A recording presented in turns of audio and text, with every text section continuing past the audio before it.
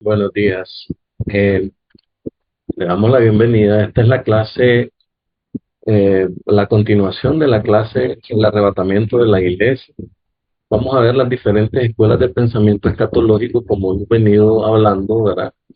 Eh, y queremos, pues, ya que te sientes en tu casita, te tomes tu cafecito y pongas mucha, pero mucha atención para que podamos entrar en las profundidades del concepto, de lo que Dios quiere que tú aprendas, que sea lo más acertado posible para no equivocarte, no amartillar, no caer en amartilla, como dice el apóstol Pablo, ¿verdad? No equivocarnos, no errar el blanco. Entonces, vamos a ver los puntos de vista. El tema de la escatología en cuanto al arrebatamiento, por tener posiciones desde el punto de vista teológico, es complejo, bastante complejo. Tenemos que eh, eh, abrir nuestros pensamientos y poder incursionar de manera profunda en estos argumentos que vamos a dar hoy, todo fundamentado en la palabra.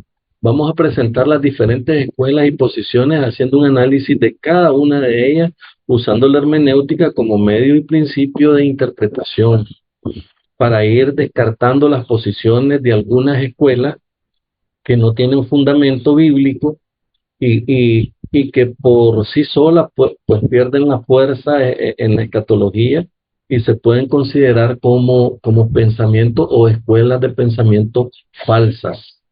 Por eso es que vamos a entrar en un estudio de cada una de las cosas que hemos venido planteando, como decir, el traslado parcial. Vamos a ver por qué no puede ser un traslado parcial o un arpazo en, en, eh, de forma parcial. ¿Por qué no se puede dar según la Biblia, ¿verdad? Esta escuela enseña y afirma que en el arrebatamiento de la iglesia habrá parte de ella que será levantada y otra será que se va a quedar en el arrebatamiento. O sea, va a ser una parte, va a ser arrebatada y la otra va a ser dejada y eso es lo que vamos a ver ahorita. Según los escritores, según eh, Pablo, ¿verdad? El apóstol Pablo, la iglesia gozará de un arrebatamiento en núcleo, ¿verdad? Como es un organismo eh, unido, tiene que ser raptado unido. No puede ser que le van a quitar un pedacito y el otro pedacito y después no se puede. Según el apóstol Pablo, eh, no da lugar a parcialidades de ningún tipo.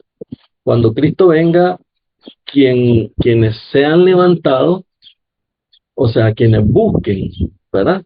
Quienes se levanten y busquen a Cristo, esa es la iglesia. Ahora, quienes no participan de este acontecimiento nunca formaron parte de ella. Entonces, prácticamente la iglesia va a ser raptada, va a ser llevada de una, todas en general. No puede ser un pedacito hoy y el otro mañana. No, eso no es bíblico. Ahora, el término iglesia eh, que proviene del griego, ¿verdad? Eclesias, ¿qué indica? Indica un conglomerado de gente que fueron escogidos y que se congregan para un fin. Entonces, esto tendería a corroborar lo que queremos, ¿verdad? Dice Jesús en Mateo 16, 18, Jesús dijo, y sobre esta roca edificaré mi iglesia. Fíjense bien en el término que usa, gramaticalmente ahí Jesús indica que tenemos la posibilidad de que haya otras iglesias que no son de la propiedad de Jesús.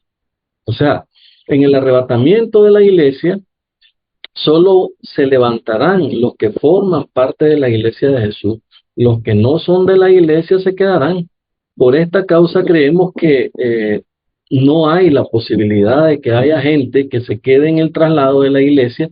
Si el traslado es parcial, la salvación de la iglesia se daría por partes y esto negaría la consumación de ella y estaría en un total contraste con los escritos del apóstol Pablo.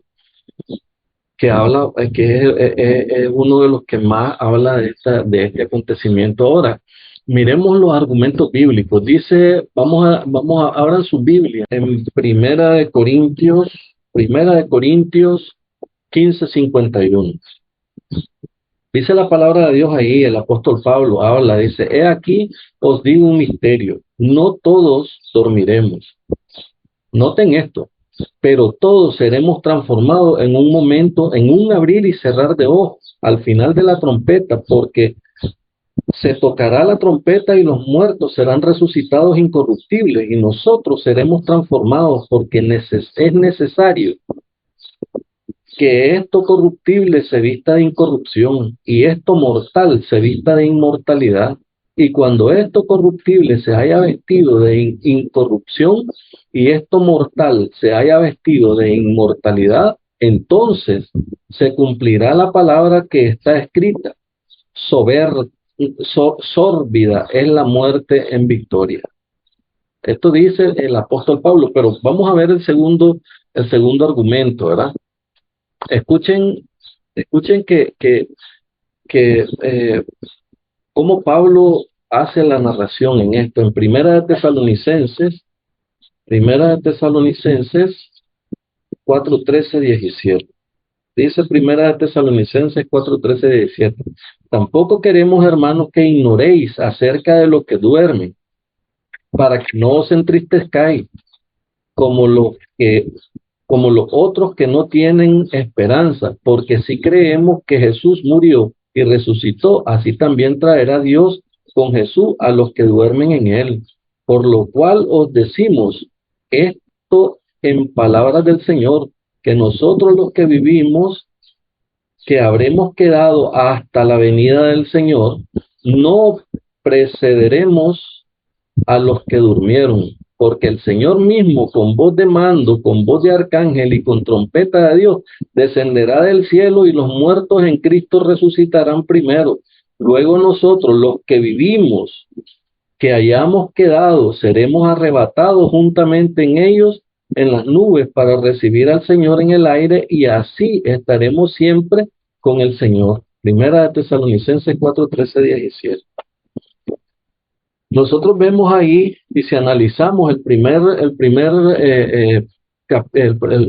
versículo que miramos, el apóstol en la primera carta de Corintios, en el capítulo 15, dice que no todos dormiremos, pero todos seremos transformados a la final trompeta, que los muertos serán resucitados incorruptibles y nosotros seremos transformados. Nosotros estamos viendo en este pasaje que el apóstol está siendo determinado, está determinando que toda la iglesia va a ser levantada. Dice, el término todos, fíjense bien, el término todos hace referencia a los que duermen y a los que viven que formarán parte del arrebatamiento. No da lugar ni da prácticamente la posibilidad de que algunos de ellos se queden y otros se vayan. No, no existe. Entonces, no cabe duda que no hay dualidad ahí. Entonces, siendo nosotros iglesia, tenemos que ser arrebatados todos por completo. Ahora, tanto los que duermen, dice, y los que viven se levantarán con el Señor, ninguno se quedará. Por tanto, la consumación de la salvación de la iglesia no será parcial, sino que va a ser totalmente completa. O sea, estamos claros de que el apóstol Pablo está convencido de que esto no puede ser de pedacitos en pedacitos. O sea, Pablo lo deja muy, muy claro. Una de las cosas que Pablo tiene es que es contundente con sus resoluciones. Por eso es que Pedro, cuando Pedro decía de que las cosas que dice nuestro amado hermano Pablo, dice, son difíciles de entender y algunos inductos tuercen. Es porque Pablo tenía un conocimiento extraordinario de de lo que ya Dios había decidido en él. Prácticamente está en una posición muy, muy avanzada, se puede decir, porque Pablo tenía conocimientos extraordinarios en la época, además que todos conocemos lo que el apóstol Pablo era en su tiempo. La salvación del hombre es integral y no en parte. O en parte dice que la salvación es en parte progresiva. El hombre fue salvo, está siendo salvo y será salvo. O es decir, en el espíritu fue salvo, en el alma está siendo salvo y en el cuerpo será salvo. Es la causa del traslado de la iglesia. Ahora, este conocimiento, si nosotros vemos Romanos, vayamos a Romanos 13:11. ¿Qué dice Romanos 13:11? Vamos a leer Romanos 13:11. Romanos 13:11. Dice la palabra de Dios ahí. Y esto conociendo el tiempo que Él ya ora de levantarnos del sueño, porque ahora está más cerca de nosotros nuestra salvación que cuando creímos. ¿Ya vieron? Qué bonito, ¿ah? Tenemos más cerca la salvación de que cuando creímos. Ahora, el arrebatamiento parcial no es lógico, según los argumentos que vamos a ver ahorita. Vayamos a Romanos 12:4, del 4 al 5. Dice Romanos 12. Bueno, además de que el traslado parcial rompe con el principio de unidad desde el punto de vista posicional, quebrando el sentido prácticamente de la relación y las posiciones que da Cristo a la iglesia en relación con Él, ¿verdad? Para el conjunto de la idea, nosotros somos un cuerpo. Entonces, la iglesia es un cuerpo. Miremos Romanos 12:4-5. Vamos a ver qué dice. Dice, porque de la manera que en que un cuerpo tenemos muchos miembros, pero no todos los miembros tienen la misma función, así nosotros, siendo muchos, somos un cuerpo en Cristo y todos miembros los unos de los otros, según Romanos 12:4-5. O sea, no podría mandar un brazo primero, la pierna después, no se puede. Tiene que ser un solo cuerpo, un solo levantón. Ahora, veamos Primera de Corintios, vamos a ver, vayamos a Primera de Corintios 12:12 al 13. Vamos a ver qué dice. Dice el apóstol Pablo aquí, porque así como el cuerpo es uno y tiene muchos miembros, pero todos los miembros del cuerpo, siendo muchos, son uno solo, un solo cuerpo. Así también Cristo, porque por un solo espíritu fuimos todos bautizados en un cuerpo, sean judíos o griegos, sean esclavos o libres, y todos se nos dio a beber de un mismo espíritu. Gloria a mí, gloria a mi Señor. Dios es todopoderoso, es santo, Él es poderoso. Vamos a ver otros argumentos. Miren, es que para poder votar un argumento, tenemos que usar la palabra de Dios y llegar.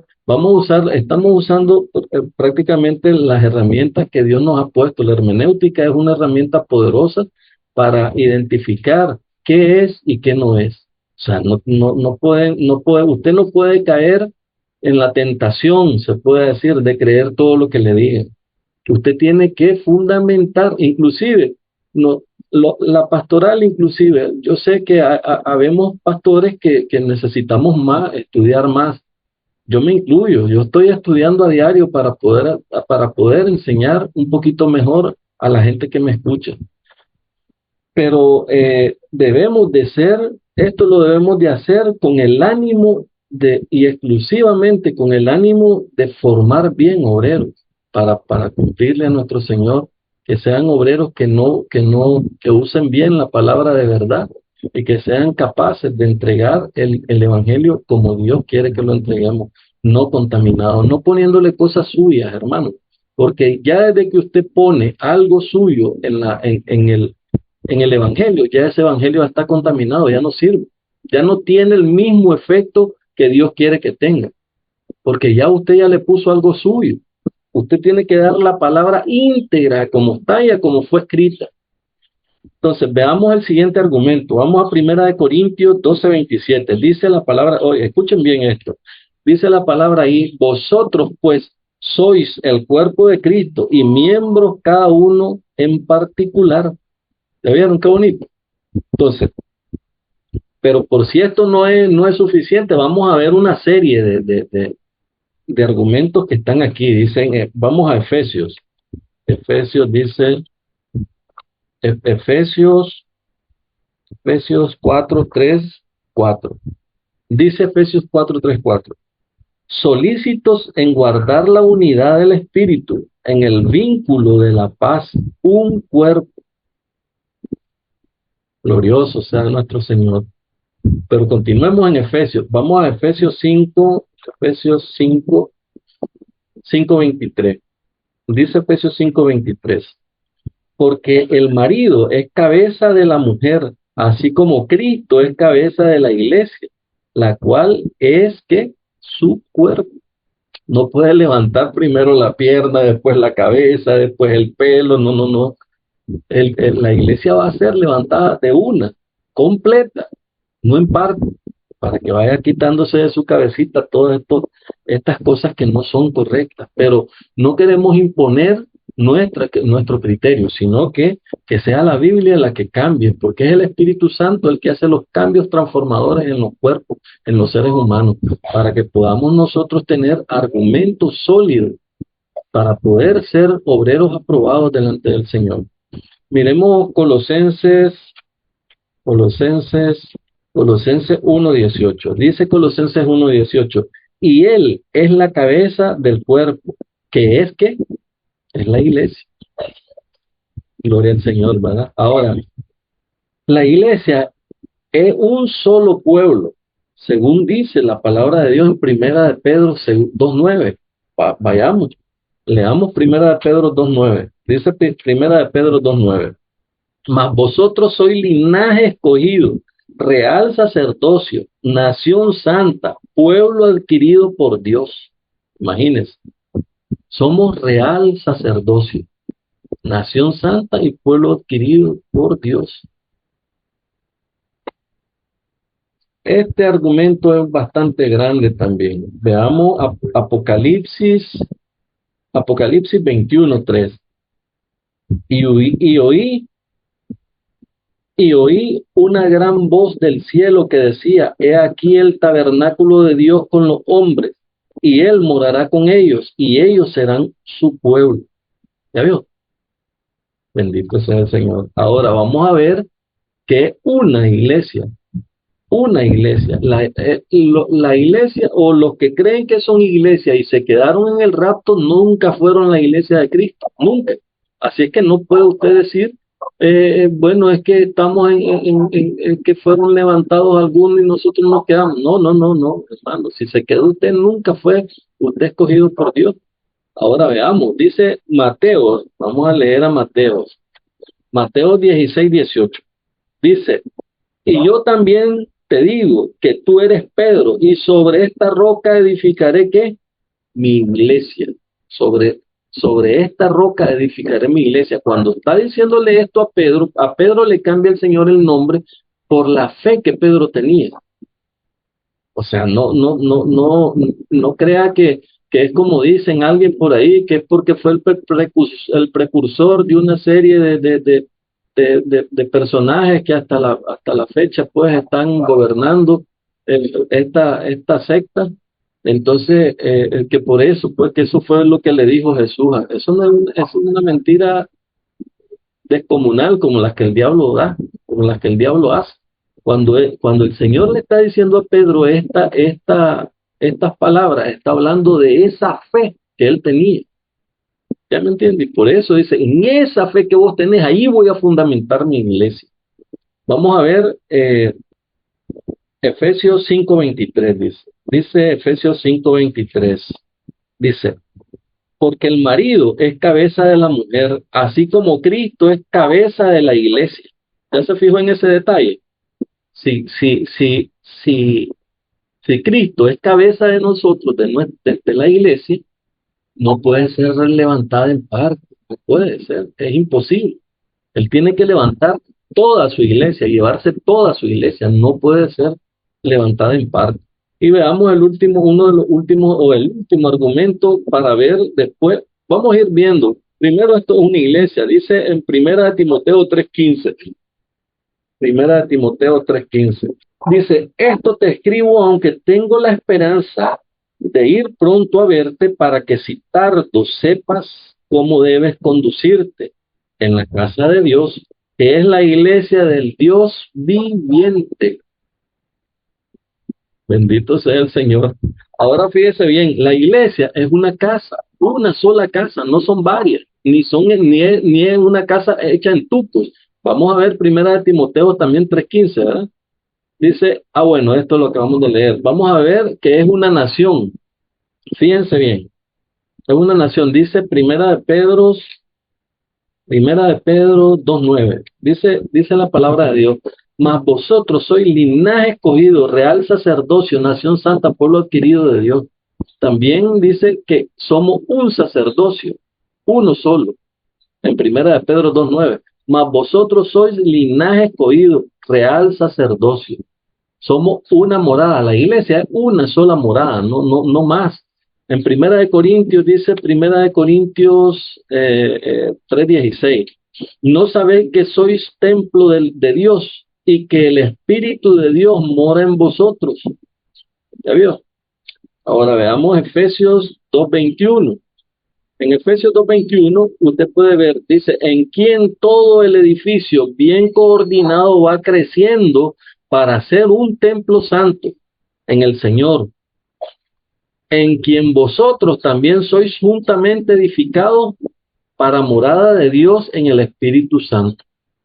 Imagínense, un solo edificio, dice, coordinado y creciendo todos parejos y todo en armonía. ¿Podrá ser la iglesia llevada en parte? No se puede, es imposible. Entonces, nosotros tenemos que ver sin apasionamiento, solo leer la palabra de Dios. Vamos a leer Primera de Corintios 3:16. Veamos. Dice Primera de Corintios 3:16. ¿No sabéis que sois templo de Dios y que el Espíritu de Dios mora en vosotros? ¿Ya vieron? Somos templo de Dios. Y Efesios 2:21, más adelantito, dice, en quien todo el edificio bien coordinado va creciendo para ser un templo santo en el Señor. Ya si nos perdemos con este tema es porque prácticamente hay que averiguar qué es lo que está pasando con nosotros. O nos falta mucha lectura o nos falta mucho doblar nuestras rodillas y orar a nuestro Señor. Por esta vez vamos a dar este tema ahí, pero quiero que estemos estudiando la palabra juntos a cada momento y los temas que ustedes consideren eh, de esta escatología que estamos viendo, ¿verdad? Que ustedes consideren que podemos tocar, los vamos a ir tocando de acuerdo a como ustedes lo vayan solicitando. Dios me los bendiga.